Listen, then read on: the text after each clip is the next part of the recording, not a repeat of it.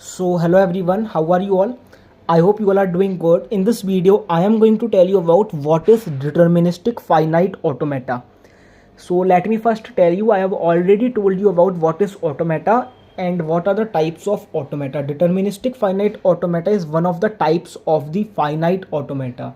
And what is automata? Automata is actually a mathematical model or a machine which is used to check whether a string is a part of the language or not. So let us start today's topic, the deterministic finite automata. So what actually the deterministic finite automata is? What is the meaning of the word deterministic automata? Let us tell you with the example. So let's say if you are in a state Q0, आप कोई एक state Q0 पर हो and उस state पे अगर आपको कोई एक इनपुट मिला लेट्स से A, तो आप कौन सी स्टेट पे पहुंच गए? यहाँ पे इस डायग्राम से इतना आपको जनरल समझ में आ रहा होगा कि जिस स्टेट पे पहुंचते हैं आप Q1 पर, अगर इसी स्टेट पे आपको कोई इनपुट मिला B, तो आप कौन सी स्टेट पर पहुंचते हैं? Q0 पर। मीन्स अगर एक स्टेट पे आपको दो अलग अलग इनपुट मिल रहे हैं तो आप जो स्टेट पे पहुंच रहे हैं वो फिक्स एक ही है, लिमिटेड है। ए पे देने पे आप पहुंचे Q1 पर और बी पे देने पे पहुंचते हैं आप Q0 पर। सिमिलरली Q1 एक स्टेट है जिस पे अगर आप ए इनपुट दे रहे हैं तो आप किस स्टेट पे पहुंच गए? Q1 पे ही है। और बी इनपुट देने पे आप कौन सी स्टेट पे पहुंचते हैं? Q0 पर। इसका ये मतलब है कि इसमें भी जो इनपुट स्टेट देने पे जो ट्रांजिशन हुआ वो एक है, सिंगल ट्रांजिशन है। सो ऐसा ट्रांजिशन, ऐसा ऑटोमेटा जिसमें एक स्टेट पे कोई भी हम इनपुट दें तो एक अलग दूसरी स्टेट पर जाए, एक ही पे जाए, चाहे वो खुद की स्टेट हो या कोई दूसरी, ऐसे ऑटोमेटा को हम बोलते हैं deterministic finite automata. So let us read what is it written. A deterministic automata is actually a finite automata where for each state and input symbol, her state और हर input symbol पर there is exactly one transition to another state. I hope this point is now clear.